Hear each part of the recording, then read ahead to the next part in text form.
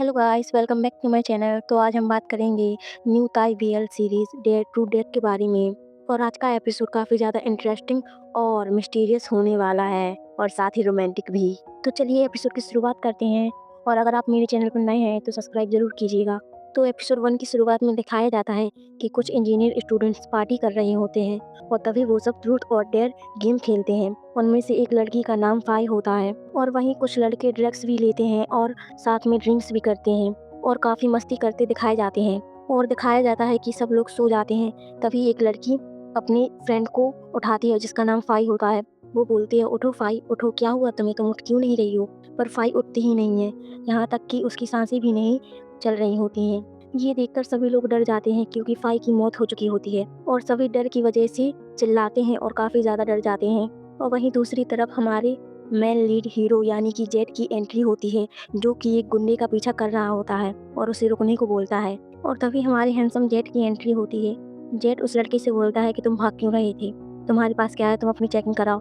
तो जेट उसकी पूरी बॉडी की चेकिंग करता है और उसे ड्रग्स मिल जाते हैं। तो वो लड़का बोलता है, मुझे छोड़ दीजिए, मैंने कुछ नहीं किया, मैं तो बस एक छोटा सा सप्लायर हूँ। जेट उससे उसके बॉस का नाम पूछता है तो वो डर की वजह से जेट को सब बता देता है। तो जेट कहता है ठीक है और जेट उसे जाने देता है। और तभी जेट के पास उसके दोस्त का कॉल आता है और वो बताता है कि कुछ स्टूडेंट ड्रिंक कर रहे थे और उनमें से एक की मौत हो गई है। जेट का दोस्त बोलता है कि ये सब कालरा यूनिवर्सिटी में हुआ है और पता है कमांडर चाहते हैं कि ये केस हमारी टीम देखे। तो जेट बोलता है अच्छा। तभी उसका दोस्त कहता है पता है उनमें से एक लड़का नए एमपी रत्ना का बेटा है और हाँ, एक नया इंस्पेक्टर आने वाला है जो कि अब्रॉड में रहता है। ये सुनकर जेट कहता है वो तो कल आने वाला है। उसका दोस्त कहता है हाँ। जेट अपनी बाइक लेकर चलता रहता है। रास्ते में वो देखता है कि एक लड़का ट्रैफिक रूल्स फॉलो नहीं कर रहा है और जेट उस कार को टेक ओवर करके उस कार को रोकता है और कहता है तुम पागल हो गए हो, इस तरह से ड्राइविंग कौन करता है। तभी कार की विंडो खुलती है और हमारे दूसरे हीरो खामिन की एंट्री होती है। खामिन कहता है कि मैं यहाँ की रोडों को नहीं जानता हूँ। ये सुनकर जेट कहता है ओह, ये काफ़ी अच्छा एक्सक्यूज़ है। खामिन कहता है मैं सच बोल रहा हूँ, मैं इन रोडों को नहीं जानता। जेट कहता है ये काफ़ी जाना पहचाना एक्सक्यूज़ है, वैसे मैं कुछ नहीं जानता और अपना बैच दिखाता है कि मैं एक पुलिस ऑफिसर हूँ और कहता है कि फ़ाइन तो तुम्हें भरना होगा, चाहे तुम्हारा जो भी एक्सक्यूज़ हो। और खामिन कहता है कि मैं फ़ाइन तो भर दूँगा।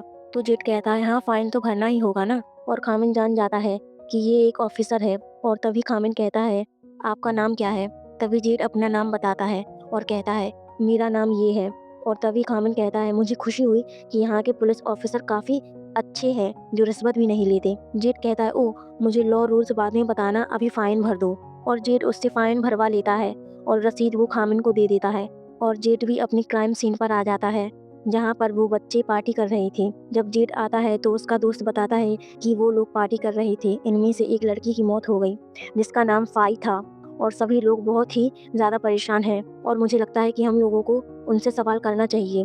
और तभी उसका दोस्त कहता है पता है न्यू इंस्पेक्टर कल आने वाले थे पर वो आज आ गए। जेट कहता है ओह, वो तो कल आने वाला था ना, क्या वो हार्ड वर्किंग है या बस शो ऑफ कर रहा है।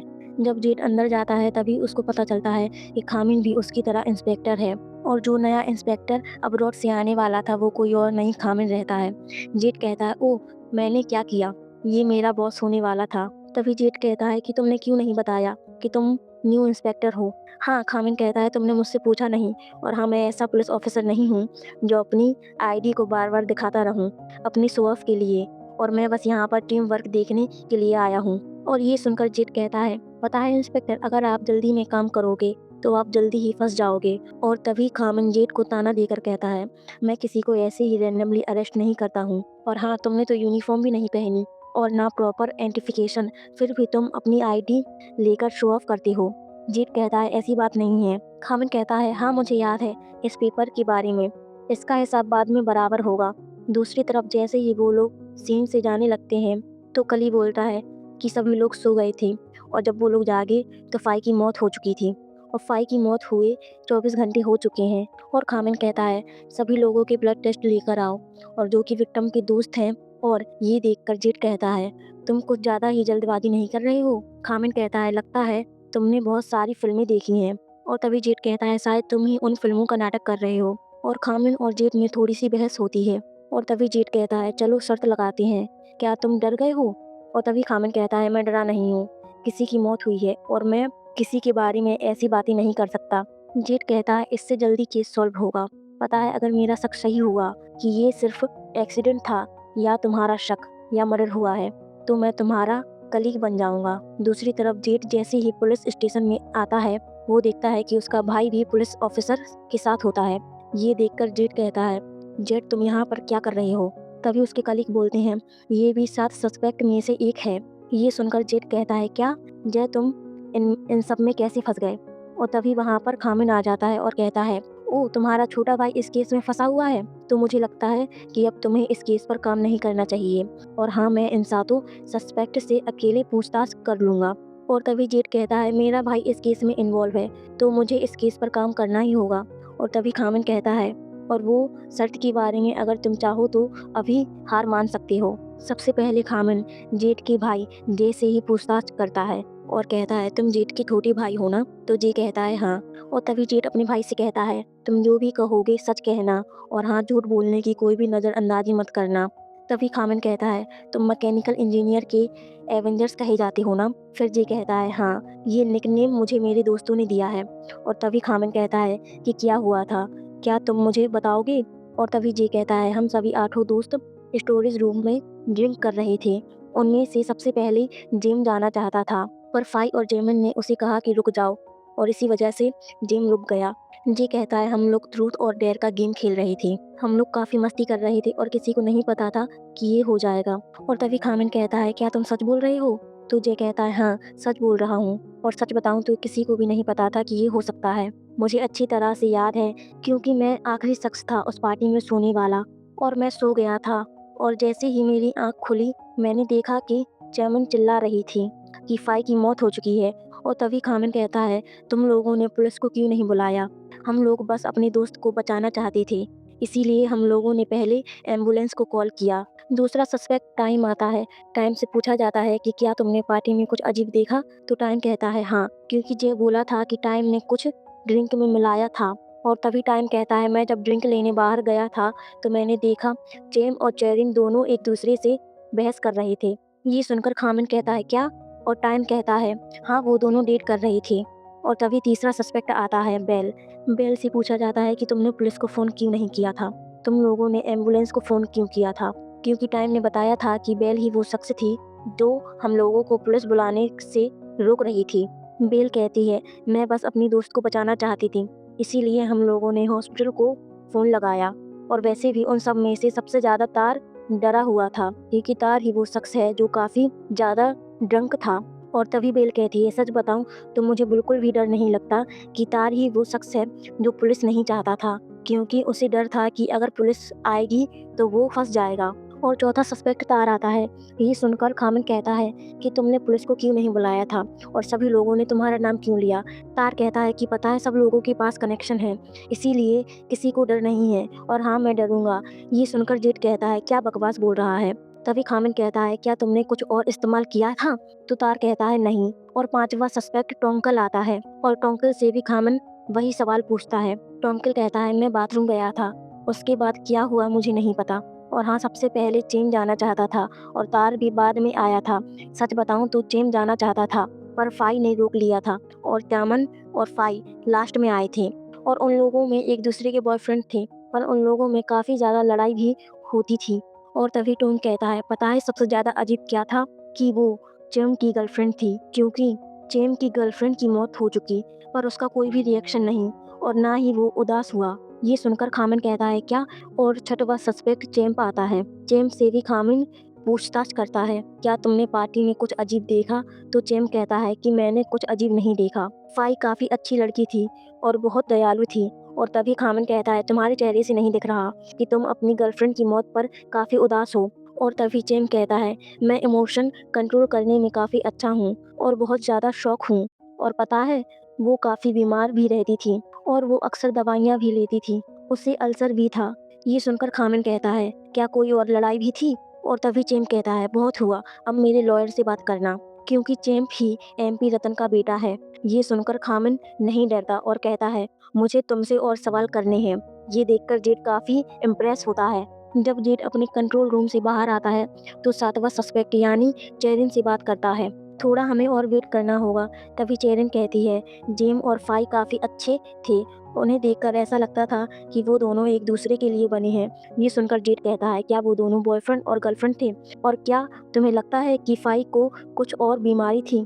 तो चेरिन कहती है, हाँ, उसे बीमारी थी। वो दवाइयाँ लेती थी। और तभी वो याद करती है कि फाई ज़्यादा ड्रिंक नहीं कर सकती थी। जब कल रात पार्टी में मैंने कहा कि तुम ड्रिंक मत करो, तो वो बोलती है, चिंता मत करो, मैं ड्रिंक कर सकती हूँ। मुझे लगता है कि अगर उसकी मौत ज़्यादा ड्रिंक करने से हुई है तो ये अजीब बात नहीं होगी। और तभी जेड कहता है, क्या तुम्हें यही लगता है? जिमिन कहती है, हाँ, यही लगता है। हाँ, और तभी जेड कहता है, उस रात में और क्या-क्या हुआ था? तुम लोगों ने पुलिस को क्यों नहीं बुलाया? चेरिन कहती है, सभी लोग काफ़ी ज़्यादा डरे हुए थे और टोंकला ने एम्बुलेंस को फ़ोन लगाया था। सब चाहते थे कि फाइव बच जाए। और तभी चिल्लाने की आवाज़ आती है और दिखाया जाता है कि चेम के डैड मिस्टर रतलाम आ जाते हैं और कहते हैं, हमारे लॉयर से बात करें। खामिन कहता है, मुझे पूछताछ करनी है। तभी वहाँ पर जेड आ जाता है और कहता है, मुझे माफ़ कीजिए, मैं बाद में आपसे कांटेक्ट करता हूँ। और तभी जेड कहता है, खामिन रिलैक्स, तुम नए-नए आए हो, तुम्हें नहीं पता ये एमपी रत्ना का बेटा है। और तभी खामिन कहता है, मुझे बस पूछताछ करनी थी, वैसे मुझे और कुछ काम है। ये सुनकर जेड कहता है, क्या काम है? खामिन कहता है, अपने भाई के साथ लंच करने चलो। और तभी जेड, जे और खामिन आ जाते हैं साथ में लंच करने के लिए। तभी जेड अपने भाई से कहता है, तुमने क्यों नहीं बताया था कि तुम्हारे दोस्त ने तुम्हें पुलिस बुलाने से रोका था? और तभी वो कहता है, मैं अपने दोस्तों को बचाना चाहता था। तभी खामिन कहता है, पता है, मैं अभी-अभी अब्रॉड से आया हूँ और मैंने अब्रॉड से ही पढ़ाई की है। ये सुनकर जे कहता है, तुम कहाँ से आए हो? खामिन अपने बारे में सब बताता है। ये सुनकर जे अपने भाई को टोंट देता है और कहता है, तुम अभी-अभी आए हो और तुम बॉस भी बन गए, ये कितनी अच्छी बात है ना? खामिन कहता है, मैं तुमसे एक पुलिस ऑफिसर की तरह नहीं, बल्कि भाई की तरह पूछ रहा हूँ। क्या तुम मुझे कुछ और बताना चाहोगे? तो जे कहता है, मुझे लगता है ये सब तार ही कर सकता है, क्योंकि ये तीनों की लड़ाई हो चुकी थी। तार, चेम और फाई की बहुत गंदी लड़ाई। तो खामिन कहता है, ये सब कुछ कब हुआ था? जे कहता है, 1 साल पहले की बात है। तार फाई को प्यार करता था। उसे लगता था कि फाई भी उसे पसंद करती है, पर वो नहीं जानता था कि फाई बहुत दयालु है और वो सबके साथ ऐसे ही बिहेव करती थी। पर कुछ सालों बाद जेम और फाई ने अपने रिश्ते को सबको बता दिया कि वो दोनों डेटिंग कर रहे हैं। इसकी वजह से तार का दिल टूट गया था। और तभी जेड कहता है, ये तुमने क्यों नहीं बताया था पूछताछ के दौरान? और तभी जे कहता है, मैं अब तो बता रहा हूँ ना। दूसरी तरफ खामिन अपना सारा सामान पुलिस स्टेशन में लाता है। और तभी जेड कहता है, वैसे ये विदेश नहीं है, यहाँ पर सभी लोग तुम्हें नीचा दिखाने की कोशिश करेंगे। इंस्पेक्टर, थोड़ा संभल के रहना। और तभी खामिन कहता है कि मुझे अभी भी रिपोर्ट की जांच करनी है। और तभी जेड कहता है, मैं सोने जा रहा हूँ। ये सुनकर खामिन कहता है कि पता है, जब क्रिमिनल आराम नहीं करते तो पुलिस ऑफिसर आराम कैसे कर सकते हैं। तभी वहाँ पर उनके कमांडर आ जाते हैं और तभी कमांडर डेन कहते हैं, पता है, इस केस में बहुत बड़े-बड़े लोग जुड़े हुए हैं। एक तो एमपी रत्ना का बेटा है, दूसरा एक बड़े पुलिस ऑफिसर का भाई है, और हाँ, एक दूसरा केस भी है, और मैं चाहता हूँ कि तुम इस केस पर जल्दी ही काम करो। खामिन कहता है, ओ अच्छा ऑफिसर। और तभी जेड कहता है, लगता है इंस्पेक्टर आप पे काफ़ी ज़्यादा प्रेशर है। और तभी खामिन कहता है, अच्छा होगा अगर हम साथ में काम करें। और तभी जेड कहता है, हाँ, मैं तुम्हारा कलीग बनूंगा और मुझे लगता है कि तुम्हें थोड़ा गिव अप भी कर देना चाहिए। तभी खामिन कहता है, अगर मैं गिव अप कर दूंगा तो मैं पुलिस ऑफिसर कैसे होऊंगा? दूसरी तरफ खामिन अपने ऑफिस में आता है और जेड कहता है, छानाबीनी मत करो, यहाँ कोई कैमरा नहीं है। ये सुनकर खामिन कहता है, इसी बात का तो डर है। तभी खामिन उन सातों सस्पेक्ट की फोटो देखता है और फाई की फोटो देखकर जेड कहता है, तुम्हें कुछ अजीब लग रहा है? खामिन कहता है, हाँ, मुझे थोड़ी अजीब बात लग रही थी कि क्या हुआ था उस रात जब फाई की मौत हो गई थी। दूसरी तरफ तार अपने घर आ जाता है तो उसे एक एनवलप मिलता है। ये देखकर तार काफ़ी ज़्यादा घबरा जाता है और तुरंत अपने दोस्त को फ़ोन लगाता है और कहता है, जय, मुझे तुम ये क्यों भेज रहे हो? क्या तुम मुझे धमकी दे रहे हो? दूसरी तरफ खामिन कहता है कि मुझे शक है कि उस रात तार ने बहुत ज़्यादा ड्रग्स लिए थे और अगर हम लोग उनके सप्लायर का पता लगा लें तो हमें पता चल जाएगा कि इन सब का क्या लेना देना है, और इसीलिए हम लोगों को सबसे पहले उस क्लब की छानाबीनी करनी होगी। तभी जेड को याद आता है कि उस रात जब उसने उस लड़के को पकड़ा था तो उसने अपने बॉस का नाम बताया था, इसीलिए जेड कहता है, मुझे पता है। इसीलिए जेड कहता है, मुझे पता है वो कहाँ मिलेगा। और तभी खामिन कहता है, फिर भी अभी हम लोगों को फॉरेंसिक रिपोर्ट की ज़रूरत है और अभी तक ऑटोप्सी रिपोर्ट रिजल्ट नहीं आए हैं। खामिन कहता है, फिर मैं दूसरे केस पर काम करूंगा। ये सुनकर जेड कहता है, तुम तो बहुत ज़्यादा जल्दबाजी कर रहे हो। और तभी खामिन कहता है कि क्या तुम मेरे साथ काम करना पसंद करोगे? जेड कहता है, हाँ, ऑफ कोर्स। दूसरी तरफ खामिन और जेड मार्केट में आते हैं जहाँ पर जेठ खामिन को चिकन स्टिक खिलाता है और कहता है इसे ट्राई करो। तभी खामिन कहता है तुम मुझे यहाँ पर चिकन स्टिक खिलाने लाए हो और तुम मुझे क्लब में क्यों लाए हो, जबकि हम लोगों को नहीं पता कि उन सबका बॉस कौन है। तभी जेठ कहता है रिलैक्स, चिंता मत करो। और तभी जेठ एक स्टिक राइस मंगाता है तो वो उसे एक एनवेलप देता है और एनवेलप में कुछ फ़ोटोज़ होती हैं। खामिन उन फ़ोटोज़ को देखकर कहता है तुम्हें ये फ़ोटोज़ कहाँ से मिली? तो जेठ कहता है मेरे खुद के कुछ सोर्सेस हैं। तभी खामिन कहता है ओके चलो ठीक है, हमें पता चल गया। रात हो जाती है। खामिन कहता है तुम काफ़ी ज़्यादा ड्रेसअप होके आए हो। तुम केस पे काम करने के लिए आए हो या पार्टी करने के लिए? तभी जेठ कहता है तुम भी काफ़ी ज़्यादा ड्रेसअप होके आए हो। तो फिर खामिन कुछ नहीं बोलता और वो दोनों अंदर चले जाते हैं और जैसे ही क्लब के अंदर जाते हैं तो वेटर आके बोलता है आपको क्या चाहिए? वो दोनों ड्रिंक और वाटर ऑर्डर करते हैं। ये सुनकर जेठ कहता है क्या तुम पागल हो गए हो? हम क्लब में आए हैं और तुम बस एक नॉर्मल पानी ऑर्डर कर रहे हो। तभी खामिन कहता है मैं काम पर ड्रिंक नहीं करता। जेठ खामिन के काफ़ी क्लोज आकर कहता है बेबी गुस्सा मत हो, मैं तो बस तुम्हारी चीक्स पर किस करना चाहता था। और वेटर इन लोगों को देखकर काफ़ी ज़्यादा मुस्कुराता रहता है। खामिन कहता है कुछ ज़्यादा ही नहीं हो रहा है, तुम मुझे बेबी कैसे बोल सकते हो?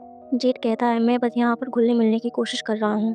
और तभी खामिन जेठ का हाथ हटा देता है और कहता है जेठ सीरियसली मैं तुम्हारे साथ ऐसे काम नहीं कर सकता। और तभी जेठ ने जो खामिन के गालों पर किस किया था तो वो उसे टिश्यू पेपर से पोंछ देता है। और तभी वहाँ पर एक लड़का आके खामिन को अप्रोच करता है और बोलता है क्या आप दोनों बॉयफ्रेंड हो? खामिन बोलता है नहीं, हम बस दोस्त हैं। तो वो लड़का खामिन को ड्रिंक्स के लिए इनवाइट करता है। और तभी जेठ खामिन के क्लोज आ जाता है और कहता है मैं इसका बॉयफ्रेंड हूँ और हाँ, हम लोगों से दूर रहो। और ये कहकर जेठ अपनी बंदूक भी दिखाता है। तभी खामिन कहता है ये कोई अच्छा आइडिया नहीं था जो तुमने अपनी बंदूक दिखा दी।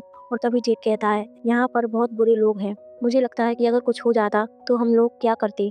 खामिन कहता है मैं सब संभाल सकता हूँ। तभी वो देखते हैं कि बॉस लेन आ चुका है और दोनों उसका पीछा करते हैं। जब खामिन जाता रहता है जेठ कहता है आराम से, अगर ऐसे जाओगे तो उन लोगों को शक हो जाएगा। तभी अचानक जेठ छुप जाता है। खामिन कहता है क्या हुआ? जेठ कहता है कि जो आदमी वहाँ खड़ा है वो मुझे जानता है कि मैं एक ऑफिसर हूँ, इसलिए हम लोगों को थोड़ा वेट करना होगा। और तभी खामिन देखता रहता है। इसी बीच जेठ और खामिन एक दूसरे के काफ़ी ज़्यादा क्लोज आ जाते हैं, जो कि काफ़ी ज़्यादा क्यूट मोमेंट होता है। तभी खामिन कहता है कि लगता है उनका काम हो गया है। और तभी जेठ और खामिन रेड मार देते हैं। वो जो उनका बॉस होता है वो भागने की कोशिश करता है तो खामिन उसका पीछा करता है और कहता है कि रुक जाओ नहीं तो तुम्हारे साथ बहुत बुरा होगा। ये बोलकर वो एक गोली चला देता है जिसकी वजह से बॉस गिर जाता है और तभी दूसरा आदमी उसके ऊपर गोली चलाने लगता है।